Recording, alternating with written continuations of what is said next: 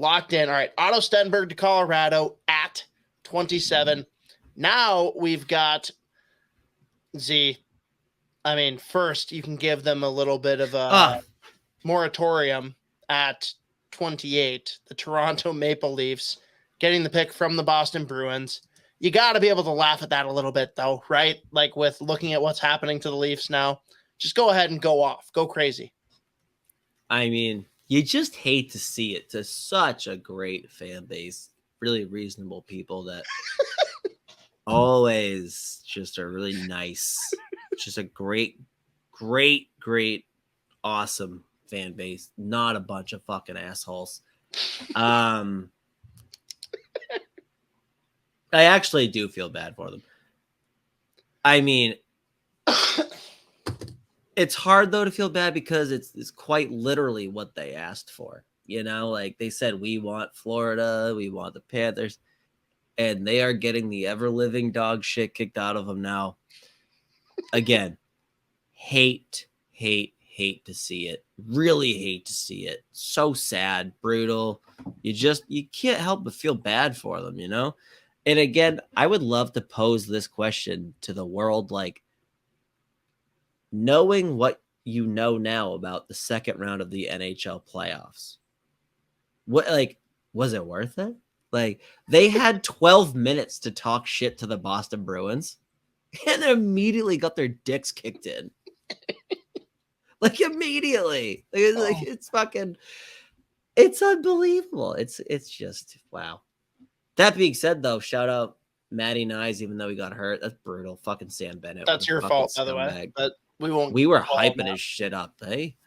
We won't dwell on that. All right. So, yes, Toronto, everyone's so sad. A fan base that deserves so much more with how classy they are. Who are you taking if you love Toronto like you love Boston? Who are you drafting here, even though Kyle Dubas is gone and has moved on to the Pittsburgh Penguins? I'm trying to think about all the players I've left. If you got to confirm any, I got you here. I can flip the paper back.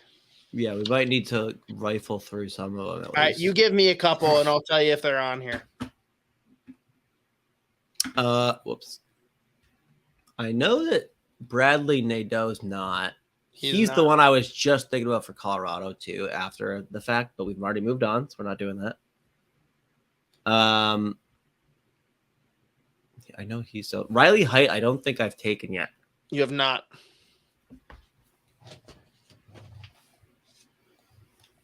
Nadeau and HEIDT are both available.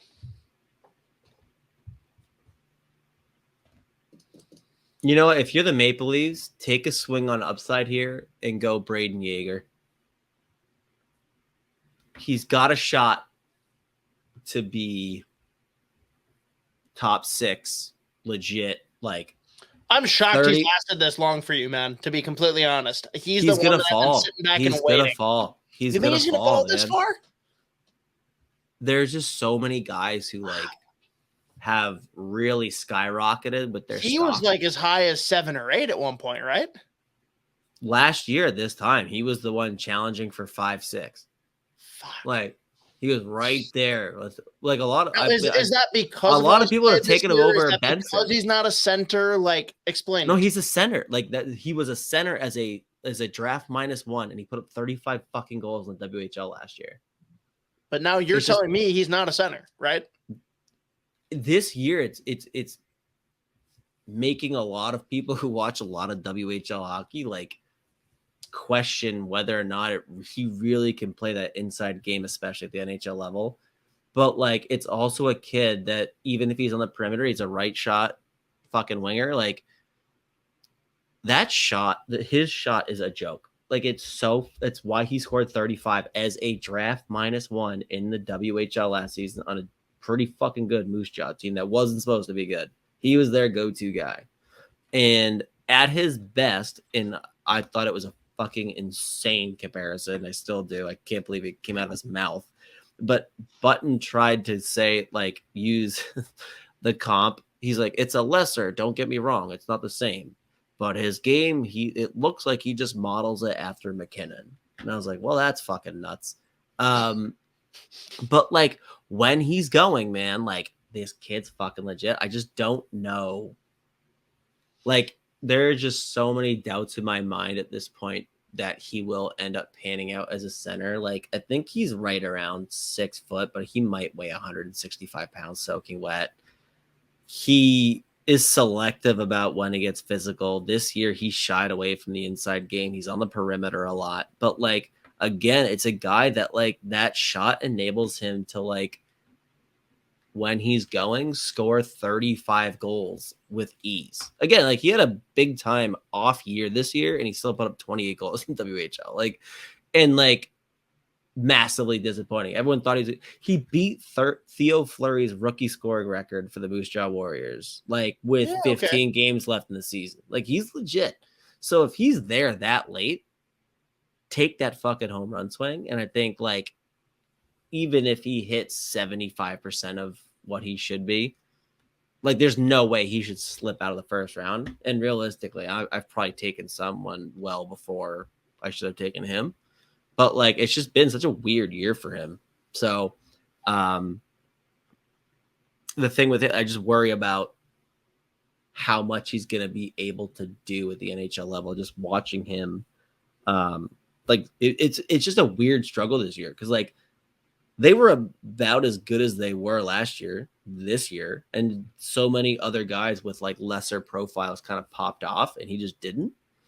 And, you know, a guy that scores 35 as a draft -1 in WHL on a playoff team, you'd expect him to be flirting with, like, 40, 50, like, trying to, like, match Bedard cold totals, which he didn't even sniff. So, that